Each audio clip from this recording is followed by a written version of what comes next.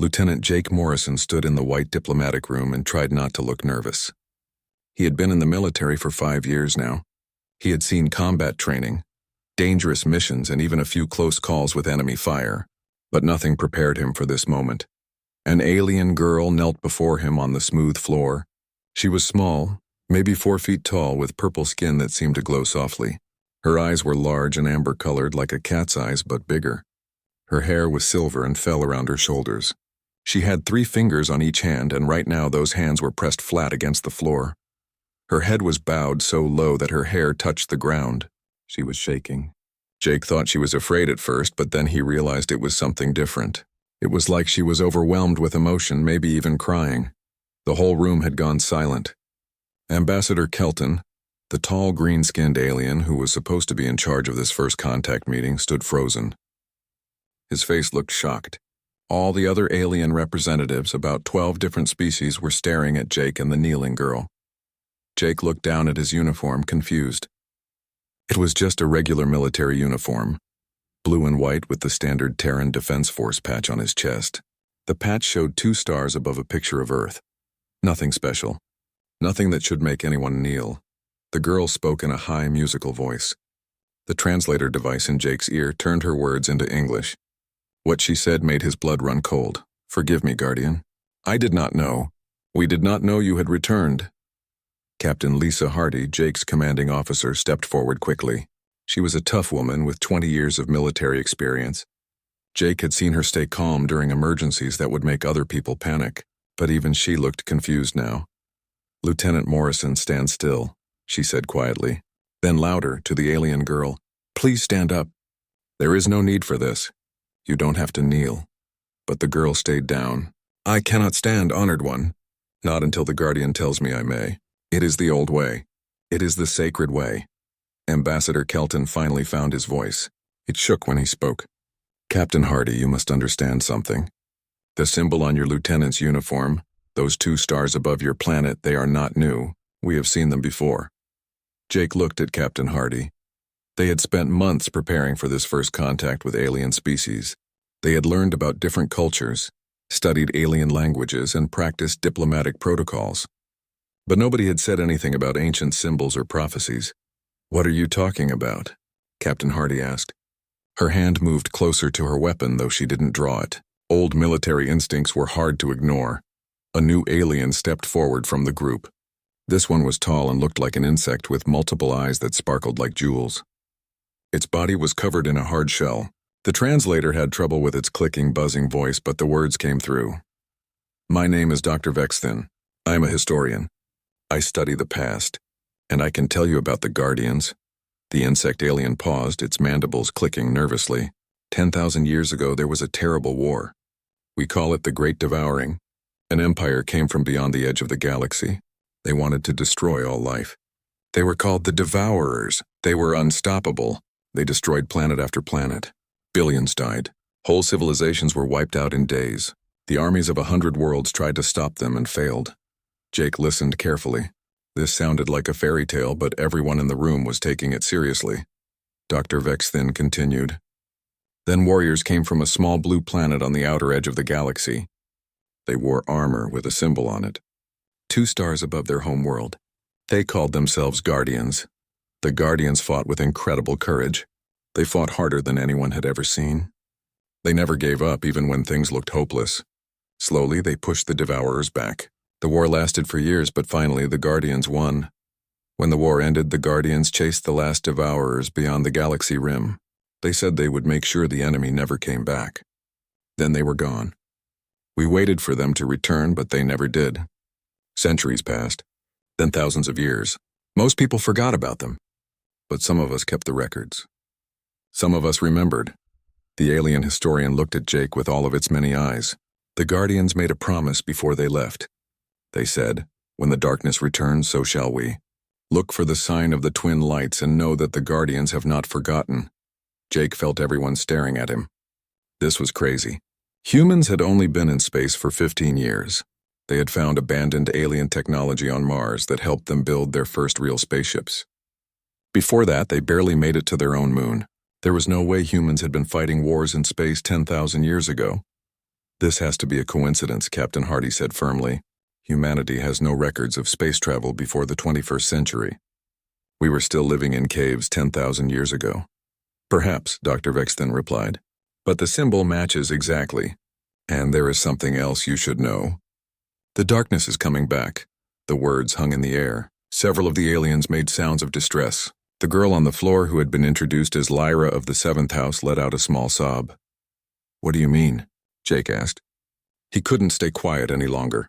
Ambassador Kelton answered. 3 months ago, our deep space sensors detected strange readings near the galaxy rim. 2 weeks ago, we lost contact with our border colonies. Yesterday, we received one last message before communications were cut off completely. The ambassador pressed a button, and a holographic image appeared in the air. It showed a planet from space. Then massive dark shapes appeared around it. They looked organic, alive, like giant sea creatures swimming through space. They swarmed around the planet. Bright lights flashed. When the lights faded, the planet's surface was burning. The Devourers have returned, Ambassador Kelton said quietly. And without the Guardians, we do not think we can stop them. They are stronger now than they were before. Our military forces are nowhere near strong enough. Captain Hardy looked at Jake, then back at the aliens. You think we are these Guardians? You think humanity is supposed to save you? We hope so, Lyra said from the floor, her voice breaking. The prophecy said you would return when we needed you most, and we have never needed help more than we do right now. Jake looked at his uniform again. The simple patch with 2 stars above Earth suddenly felt very heavy. An hour ago, he was just a lieutenant attending a first contact meeting. Now aliens were kneeling before him and asking humanity to fight in an ancient war against monsters from beyond the galaxy. We need to talk to our leaders, Captain Hardy said.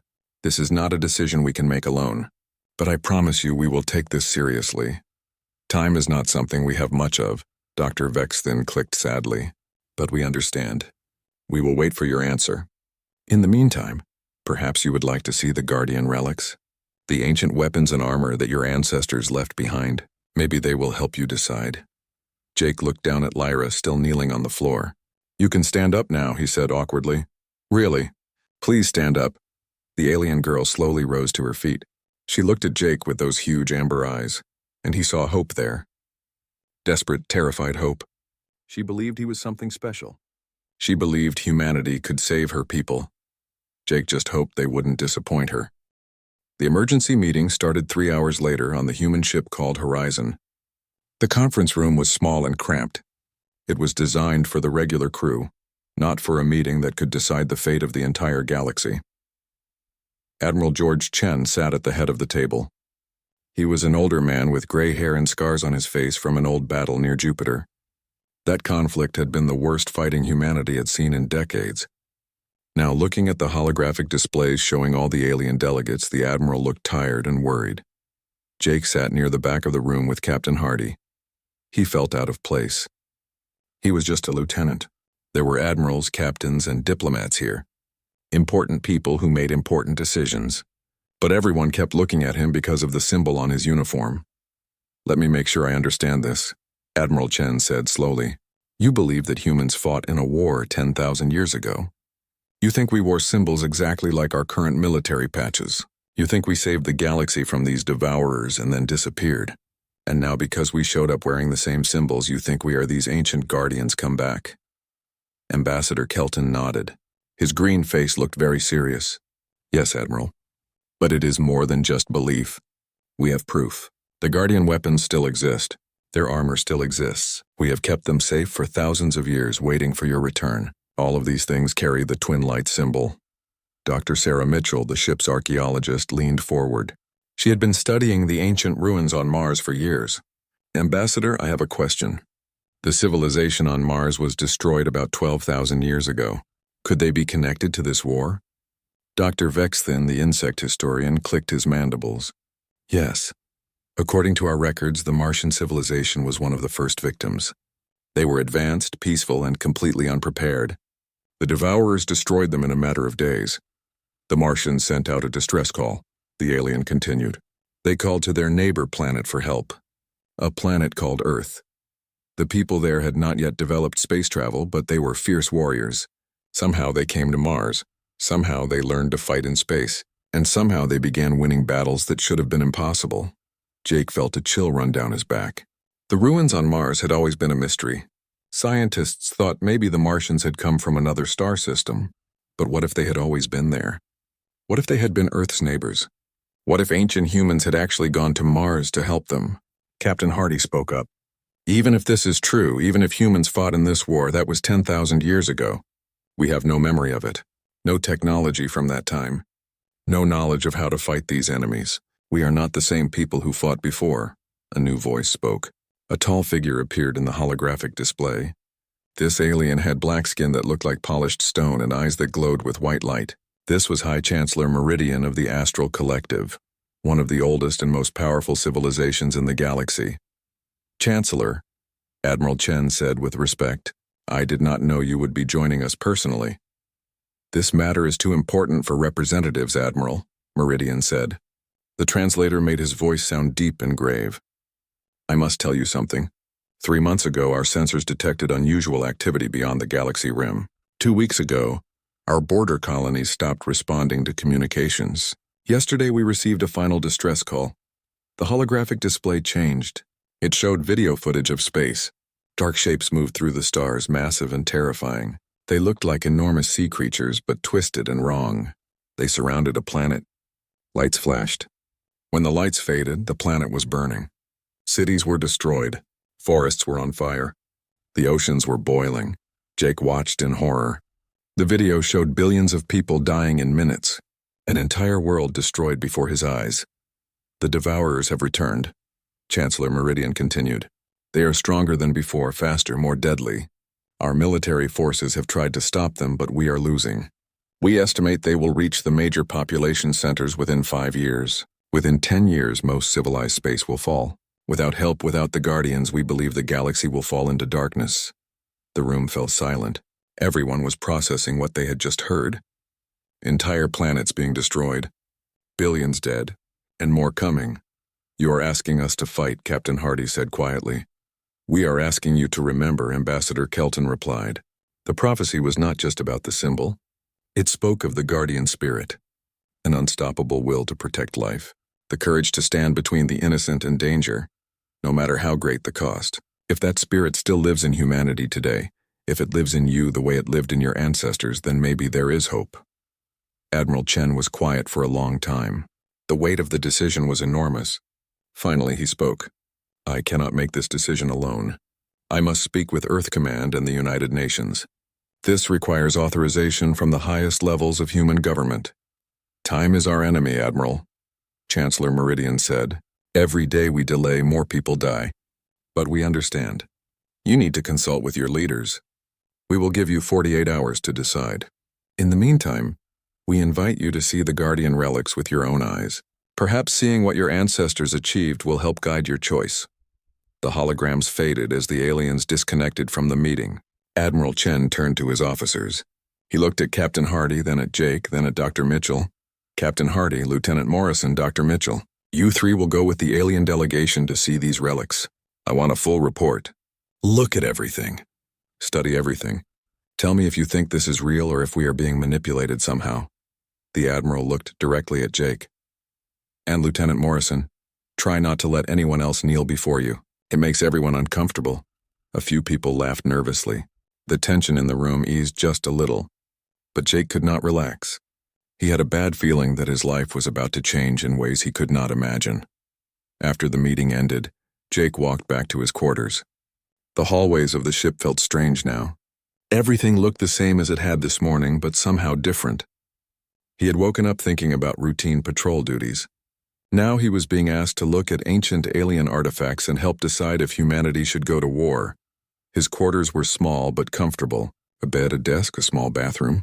Pictures of his family on the wall. His parents smiling at his graduation from the academy. His younger sister at her college campus.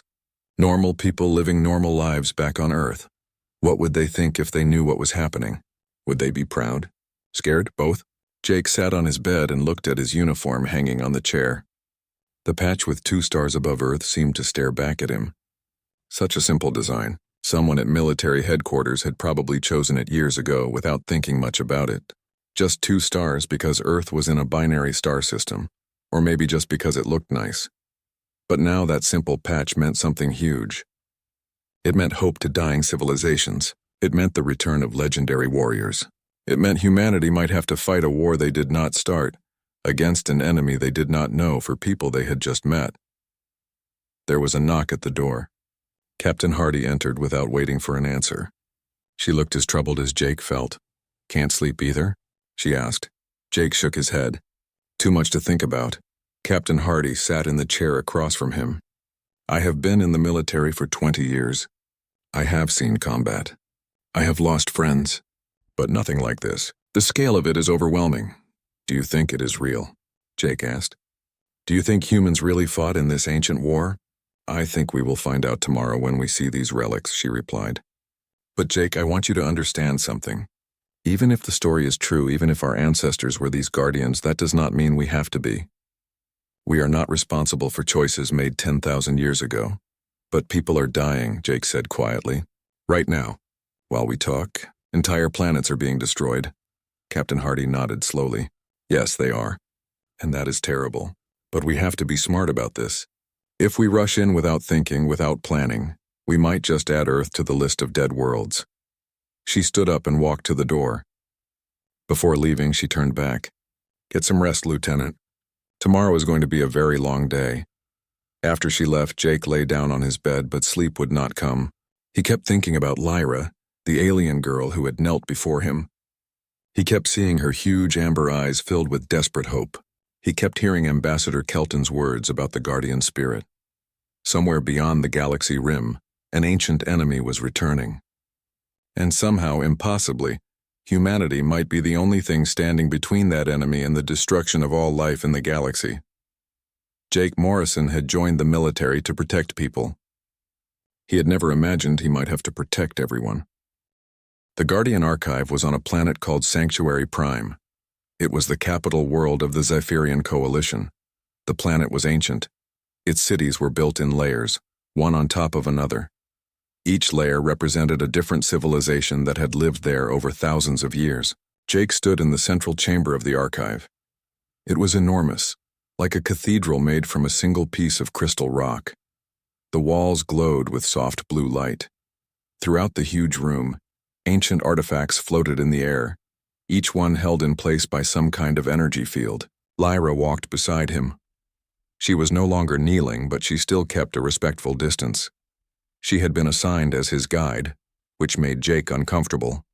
The young alien girl moved gracefully as she pointed out different relics. "This was a guardian blade," she explained, gesturing to a weapon that looked almost like a sword. The blade seemed to shimmer and change shape slightly, like it was not quite solid. It could cut through the hull of a devourer ship. Nothing else in the galaxy could do that. She moved to another display. "And here, a piece of guardian armor. Look at the chest plate." Jake stepped closer. The armor was designed for a human-shaped body about his size, and there on the chest, clear as day, were 2 stars above a circular emblem that looked remarkably like Earth. The resemblance to his uniform patch was impossible to ignore. Dr. Mitchell was examining everything with her scientific instruments.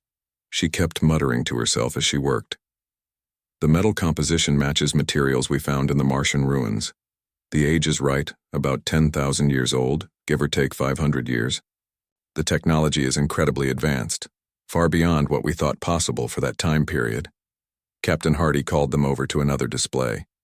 "Jake, you need to see this." It was a holographic recording, old and grainy but still clear enough to see. The image showed a space battle. Strange ships fought against the terrible organic forms of the Devourers. Leading the attack was a figure in armor, and on that armor was the symbol of the Twin Lights. The armored figure reached up and removed their helmet. Jake's breath caught in his throat. The face was human, not alien, not some creature that looked human. This was definitely a human being. It was a woman with dark brown skin and fierce, determined eyes. Her hair was tied back in a warrior's braid. She looked strong, confident, and absolutely human. Her name was Commander Ayana, Dr. Vexthin said, appearing beside them. His insect body clicked as he moved. She led the final assault against the main Devourer fleet. The battle lasted for 3 full days. When it was over, the Devourers were broken and fleeing, but the Guardians had paid a terrible price. What happened to them? Jake asked quietly. He could not take his eyes off the hologram of Commander Ayana. They made one final journey, the insect historian replied. Of the thousands who fought, fewer than 100 remained alive. They gathered their wounded, their few remaining ships, and they chased the last Devourers beyond the galaxy rim. They swore they would make certain the threat was ended forever. Then they disappeared into the dark space between galaxies. We never heard from them again. Until now, Lyra said softly. She looked at Jake with those huge amber eyes. The hope in them was painful to see. Jake shook his head. I am not her. I am not any of them. I am just a lieutenant who happens to wear the right uniform. That is all. Are you? Ambassador Kelton had joined them. His green face looked thoughtful. Tell me, Lieutenant Morrison, why did you join the military? The question surprised Jake. To protect people. To make sure that what happened during the Jupiter conflict never happens again. The Jupiter conflict, Kelton said slowly. When human colonies almost went to war over resources. Your people stood at the edge of civil war. But you found peace through sacrifice, through people like you choosing to serve something greater than themselves. What is your point, Ambassador? My point, Lieutenant, is that the Guardian spirit is not about weapons or armor. It is not even about the ability to fight. It is about choice. The choice to stand when others run away. The choice to protect when others destroy. The choice to hope when others give up. That choice goes beyond time. It lives in your blood, in your culture, in the very nature of your species. Dr. Mitchell looked up from her instruments. Her face was pale. There is something else. I have been analyzing genetic material from some of these artifacts.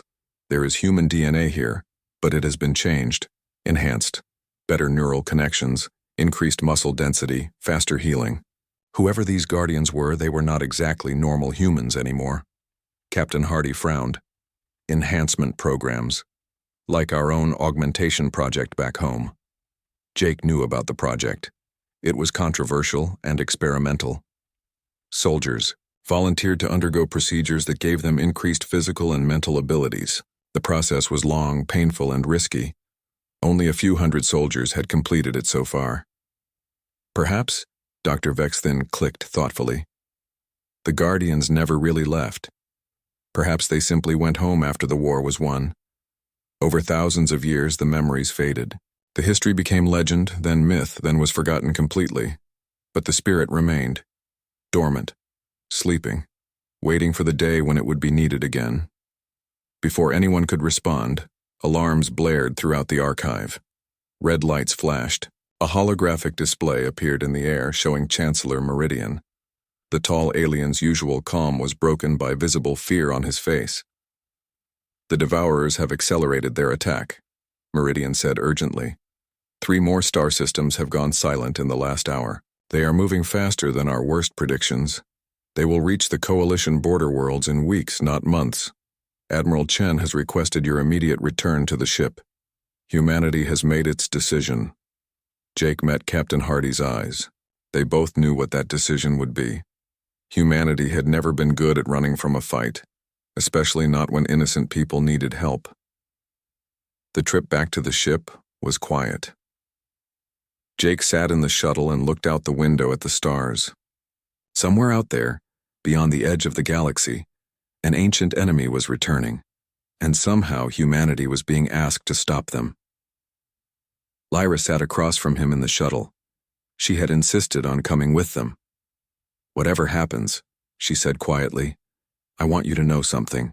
My people are grateful. Even if humanity chooses not to fight, even if you decide this is not your war, we are grateful that you listened. Grateful that you cared enough to learn our history. Jake looked at her. This young alien who had knelt before him just yesterday, she looked so small and fragile, but there was strength in her eyes. The strength of someone who had seen terrible things but refused to give up hope. We have not decided anything yet, he said. Lyra smiled sadly. Yes, you have. I can see it in your eyes. You have already made your choice, you just have not admitted it to yourself yet. Was she right? Had he already decided? Jake thought about the hologram of Commander Ayana. He thought about the burning planets in the video. He thought about billions of innocent people facing extinction. He thought about his family back on Earth, his parents, his sister, all the people living normal lives, unaware that their world might soon be in danger. Would they want him to fight? Would they understand if he chose to risk his life for people he had never met? He thought they would, because that was what his parents had taught him. That was what it meant to be human. You helped people who needed help. You stood up to bullies. You protected the weak. It did not matter if those people were your neighbors or aliens from across the galaxy. The shuttle docked with the horizon. As they walked through the airlock, Jake could feel the tension in the ship. Every crew member they passed looked worried, but determined. Word had spread about the Devourer threat. Everyone knew that big decisions were being made. Admiral Chen was waiting for them in the briefing room. His face was grave but calm. Captain Hardy, Lieutenant Morrison, Dr. Mitchell, thank you for your quick return. I have news from Earth. The Admiral pressed a button, and a recorded message began to play. It was the Secretary General of the United Nations, speaking to all of humanity and to the galaxy beyond. Jake listened as the leader of Earth announced that humanity would stand with the Coalition. They would fight the Devourers. They would not abandon the galaxy to darkness. The message ended. Admiral Chen looked at his officers. We have our orders. We go to war. The United Nations Emergency Assembly took 6 hours to reach their decision. Jake watched the broadcast from the observation deck of the horizon.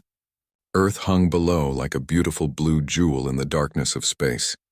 Secretary General Marcus Webb spoke in a steady, calm voice. He was addressing not just the people of Earth, but every living being in the galaxy. Since the beginning of our species, we have faced extinction many times. Climate change, disease, war, our own mistakes. Each time we chose to fight. We chose to adapt. We chose to survive, not because it was easy, but because giving up was not acceptable. Today, we face a threat we did not create, a battle we did not choose. We have been told that our ancestors fought this enemy before, though we have no memory of it. We have been told that we carry a legacy we never knew existed. But here is what we do know. There are innocent lives at stake. Civilizations, some older than our own history, face complete destruction, and they have asked us for help. The choice before us is simple, even if the consequences are not.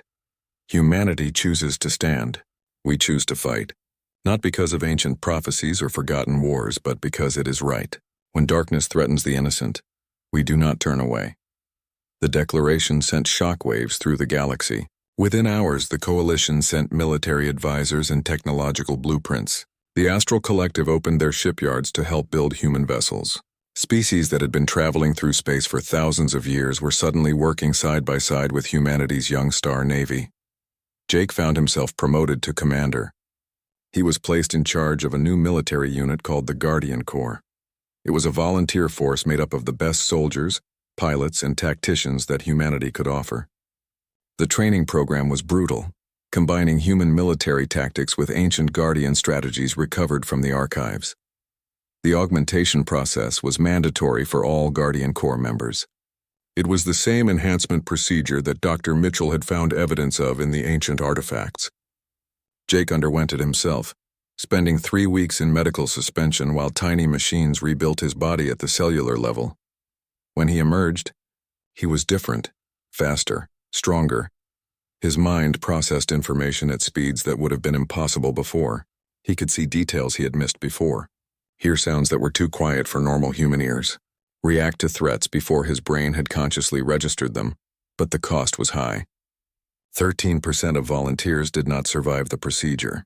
Jake attended memorial services for people he had trained with. Good soldiers, brave people. They had died trying to become stronger so they could protect others. Lyra had asked to join as a liaison officer. Her people were surprised. Young Zephyrians rarely left their homeworld and never to serve in the military, but Lyra insisted. She said she wanted to help. She said she believed in the Guardians. Now she stood beside Jake on the bridge of the Defiance, the first human battleship to combine both human and Guardian technology. The ship was sleek and powerful, equipped with weapons that had been designed by combining ancient Guardian blueprints with modern human engineering. "Are you nervous?" Lyra asked. Her translator made her musical voice sound almost human. Jake looked at the tactical display. It showed the gathering fleet, 50 human vessels representing the entire Terran Defense Force, 300 coalition ships, 100 from the Astral Collective. It was the largest military force assembled in 10,000 years, 450 ships total. Terrified, Jake admitted honestly. Humanity has been in space for only 15 years, Lyra. Most of these other species have thousands of years of experience. What makes anyone think we can make a difference? Because you are different, she replied. The Coalition has fought small battles. The Collective has known mostly peace for centuries, but humanity has never stopped fighting. Not each other, not yourselves, not the universe itself. You look at impossible situations and say, "Watch me prove you wrong." Admiral Hardy approached them. Captain Hardy had been promoted after Earth's decision to join the war. She looked tired but determined. "Commander Morrison, we have a problem. The alien fleet commanders are arguing about where to place our ships. They want to put us in the back where we will be protected." Jake frowned. "We are supposed to be leading this fight, not hiding in the back. They see the uniform and the symbol, and they see the Guardians of Legend," Hardy explained. "They cannot accept that we are also the newest species in space. They want to preserve us, protect us like we are some kind of sacred treasure." "That will not work," Jake said firmly. "If we are going to win, we need to fight like humans, not like myths. Get me a communication channel to all the fleet commanders." Minutes later, Jake stood before a holographic assembly of alien military leaders. Each one represented civilizations with centuries of military history. He was 30 years old, the youngest commander in the room by decades, if not centuries. And he was about to tell them they were wrong. "With respect, honored commanders, if you want the Guardians of Legend to save you, you will be disappointed. Those Guardians are gone, dead most likely in the same war you remember them for. What you have now are humans, and humans do not hide in the back." A four-armed alien covered in armor plates spoke up. "Then what would you have us do, Commander? Throw away the very thing that gives our people hope?" "I would have you let us fight," Jake replied. "Not as mystical warriors from your past, but as soldiers from your present. We bring something to this battle that none of you have. Desperation. We are new to the galaxy. We are not ready to see it burn before we have even had a chance to explore it. That makes us dangerous. That makes us unpredictable. And right now, that is exactly what you need." Chancellor Meridian, who had been silent until now, spoke. "Commander Morrison speaks truth. We have been fighting with fear in our hearts. We see in the Devourers the enemy that destroyed our ancestors. But humanity does not carry that fear. They see only another enemy to overcome. Perhaps that is the real lesson of the Guardians. Not their weapons or tactics, but their refusal to accept defeat." The debate went on for hours. Arguments were made. Strategies were proposed and rejected. Finally, a new battle plan emerged. Human forces would form a rapid response group. They would exploit gaps in the Devourer formations while the heavier coalition and collective fleets provided sustained firepower. It was risky and aggressive. It was entirely human in its design. As the fleet prepared to jump to the border systems, Jake stood alone in his quarters. He looked at his reflection in the mirror. The augmentation procedures had changed him physically. He was stronger, faster, better. But the face looking back at him was still his own. Still human. He thought about Commander Ayana, the ancient guardian whose hologram he had seen. Had she stood like this once, wondering if she was enough? Had she felt the crushing weight of all those lives depending on her choices? Probably. Fear and doubt were part of being human. What mattered was not whether you felt afraid, but what you did despite the fear. The intercom chimed. Admiral Hardy's voice came through, calm and professional. "All ships report ready, Commander. Jump coordinates are locked in. It is time." Jake took a deep breath. He put on his uniform jacket, making sure the patch with 2 stars above Earth was straight. Then he walked to the bridge. The crew was at their stations. Every face showed determination mixed with fear. They all knew what they were about to face. They all knew that some of them might not come back.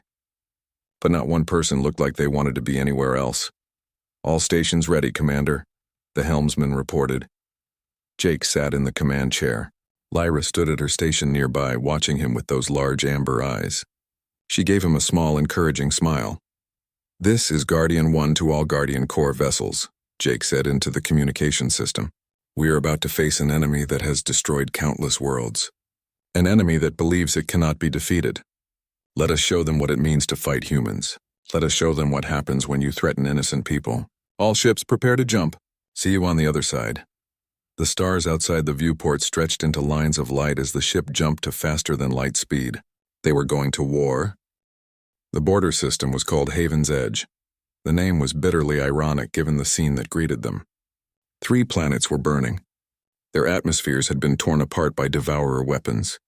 Debris from destroyed defense stations floated through space, glittering clouds of metal and ice that had once been homes to thousands of people. The devourers themselves were worse than anything Jake had imagined. Vast organic ships that looked like they had been grown rather than built. Their hulls pulsed with sickly light that hurt to look at. They moved through space like schools of hunting fish, surrounding their prey before tearing it apart with weapons that seemed to dissolve matter itself. The tactical display on the Defiance's bridge showed the enemy fleet. Over 500 devourer vessels. Some were small, about the size of fighter craft. Others were massive, larger than any human carrier. Against them stood 450 Allied ships, including 50 from Earth. Admiral Chen's voice came over the fleet-wide channel. "All ships, this is Fleet Command. You have trained for this. You know your roles. The enemy is numerous, but they are not invincible. Today we show them what it means to face a united galaxy. Today we make them remember why they fled 10,000 years ago. All units engage." The Allied fleet surged forward. Space erupted with weapons fire. Jake commanded a squadron of 12 Guardian Corps vessels. Each ship was crewed by enhanced humans and equipped with a mixture of advanced human weapons and recovered Guardian technology. They dove into the battle like hunting birds, their smaller, more agile ships finding every gap in the devourer formations. The fighting was brutal and terrible. Devourer weapons dissolved shields and armor with horrifying efficiency. Jake watched as a coalition cruiser simply stopped existing, torn apart at the molecular level by a purple beam of energy. But humanity's weapons were equally devastating. Railguns firing at near-light speeds punched through devourer hulls.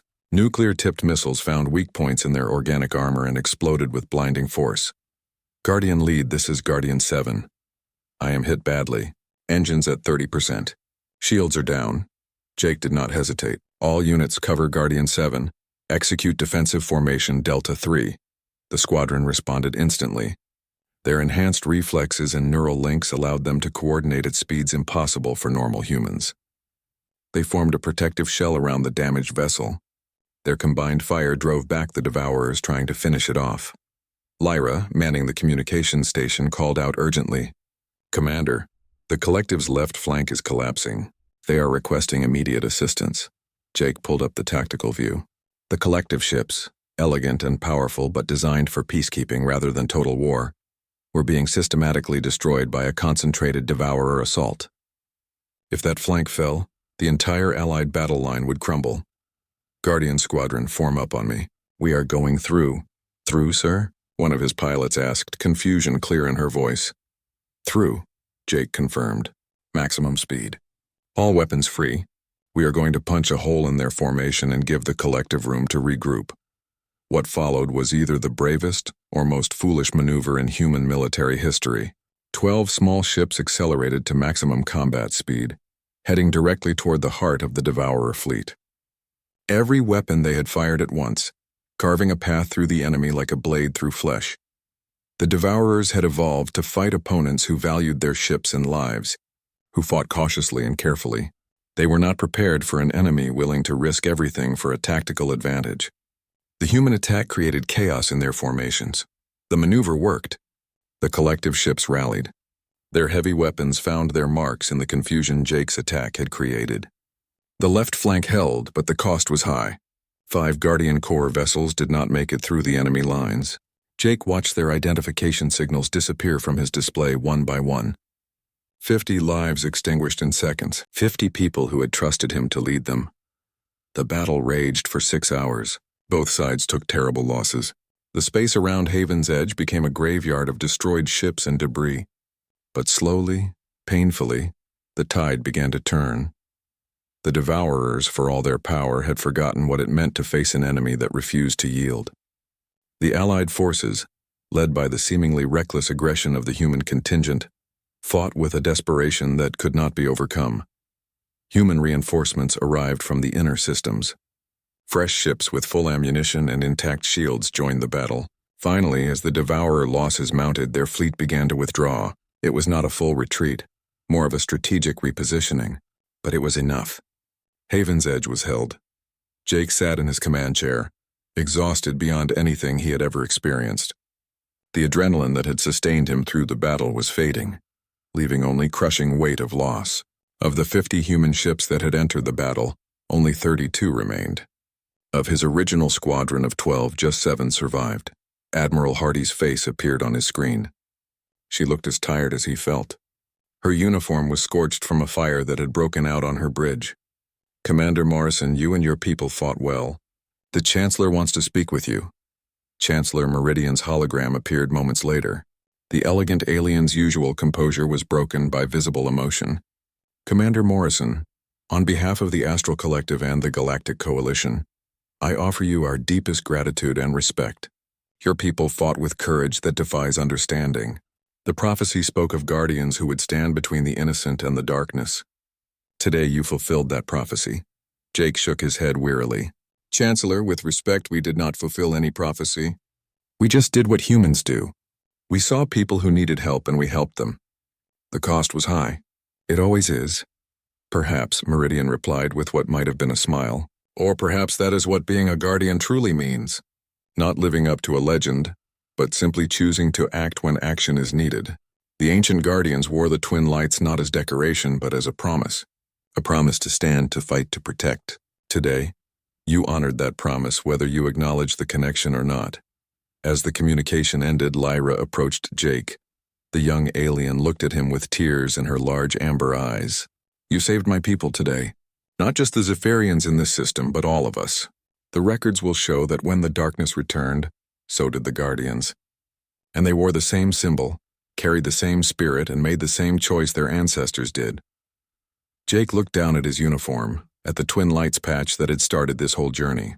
2 stars above Earth. A symbol chosen by some forgotten committee decades ago, never knowing the weight it would one day carry. "Maybe you are right," he said quietly. "Maybe the symbols we choose have power. Not because of magic or prophecy, but because of what they represent. The will to protect. The willingness to sacrifice. The hope that refuses to die even when everything looks hopeless." "So what happens now?" Lyra asked. Jake looked at the tactical display. It showed the Devourers retreating beyond sensor range. Not defeated. Never defeated. This was just the first battle in what would be a long war. Earth was mobilizing its full military strength. Other human colonies were preparing their defenses. The entire galaxy was finally unified against a common threat. "Now we do what Guardians do," Jake replied. "We stand, we fight. We protect those who cannot protect themselves. Not because of some ancient prophecy, but because it is right. Because when someone kneels before the symbol on our uniform, we do not see reverence for a myth. We see someone asking for help. And humans do not ignore that call." Admiral Chen's voice came over the fleet-wide channel. "All units, this is Fleet Command. Well done, but this is just the beginning. The Devourers will return stronger and more numerous. We need to fortify this position and prepare for a long campaign. This war is not over. It has just started. But today we proved something important. We proved that the galaxy can stand together. That hope is not dead. That humanity, whatever our origins, whatever our connection to the past, will not back down from darkness." As the fleet began damage control and rescue operations, Jake looked out at the stars. Somewhere out there, 10,000 years ago, Commander Ayana and her fellow Guardians had made a similar stand. They had fought, sacrificed, and ultimately disappeared into legend. But perhaps they had not disappeared at all. Perhaps they had simply gone home, their duty done, confident that when the darkness returned, their descendants would be ready, that the spirit that had driven them to protect the innocent would live on. 3 months had passed since the Battle of Haven's Edge. The war continued across 100 star systems. Humanity had thrown itself into the conflict with typical human intensity. Every shipyard in human space was working around the clock. New weapons were being designed. New tactics were being tested. Young men and women were volunteering faster than the military could train them. Jake stood on the observation deck of the newly built Guardian Station, a massive military complex orbiting the border between human space and the war zone. Through the viewport he could see dozens of ships coming and going. Human vessels mixed with coalition and collective ships. Species that had never worked together before were now training side by side. The war was not going well. The Devourers kept coming wave after wave. For every ship the Allies destroyed, 2 more seemed to appear. But they were holding the line, barely, and in some places they were even pushing back. Lyra entered the observation deck quietly. She had become his unofficial second-in-command, translating not just languages but also cultural differences. She helped humans understand alien thinking, and helped aliens understand why humans did the crazy things they did. "You should be resting," she said. "The doctor said you needed at least a week to recover from your injuries." Jake smiled. His left arm was in a healing brace from the last battle. His ribs were still sore, but he had been lucky. 12 ships from his squadron had gone into that fight. Only 8 had come back. "I will rest when the war is over." "That could be years," Lyra pointed out. "Then I guess I will be tired for years." They stood together in comfortable silence, watching the ships outside. A human destroyer docked at one of the station's arms. A coalition medical ship departed, probably heading to one of the forward aid stations. Life continued, even in the middle of war. "I received a message from my family today," Lyra said quietly. "They are safe. The Devourers have not reached the inner systems yet. They wanted me to thank you, to thank all humans." "We are just doing what is right," Jake replied. "I know. That is what makes it remarkable." Lyra turned to look at him. "Before you came, many of us had given up hope. We thought the Devourers would sweep across the galaxy and destroy everything. But you changed that. Not because you are the guardians from the prophecy, but because you showed us that the fight is not over until you choose to stop fighting." Jake thought about that. "Do you still believe we are the ancient guardians returned? That we are somehow the same people who fought 10,000 years ago?" Lyra considered the question carefully. "I believe you are their children.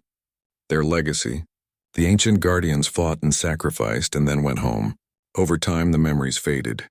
The stories were forgotten, but the spirit remained, passed down through generations. It lives in every human who chooses to stand up for others, in every soldier who volunteers to face danger, in every person who says this is wrong and I will do something about it." "That is a nice thought," Jake said. "But it is also just human nature. We have always been like this, stubborn, unwilling to accept defeat, maybe a little crazy." "Perhaps that is what makes humans special," Lyra suggested. "Other species evolved to cooperate, to find consensus, to avoid conflict. Humanity evolved in constant conflict. You fought the environment, fought each other, fought everything. You became very good at fighting. But you also learned when fighting was necessary and when it was not. You learned to channel that aggression toward protecting others instead of destroying them." Before Jake could respond, alarms blared throughout the station. Red lights flashed. The tactical display lit up with warnings. Multiple Devourer ships had been detected entering the system. A lot of them. Jake was already running toward the command center. His injuries forgotten, Lyra ran beside him, her shorter legs working hard to keep up. The command center was chaos.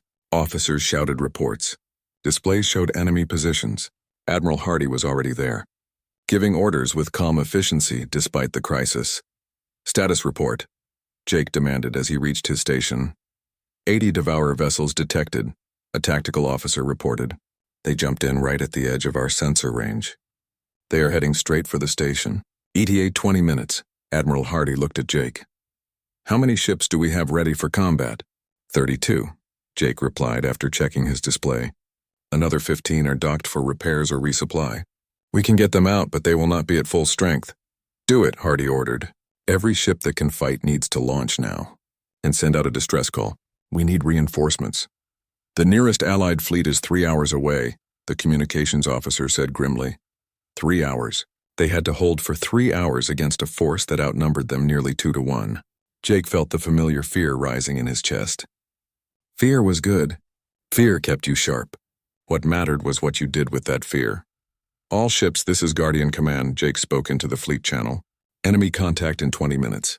This is going to be rough, but remember what we are fighting for. There are 40,000 people on this station. Civilians, wounded soldiers, support personnel. They cannot run. They cannot hide. They are depending on us to protect them. The Devourers think they can take this station because they outnumber us. They think we will retreat like other species have done. Let us show them what happens when you threaten people that humans have sworn to protect. All ships launch and form defensive perimeter.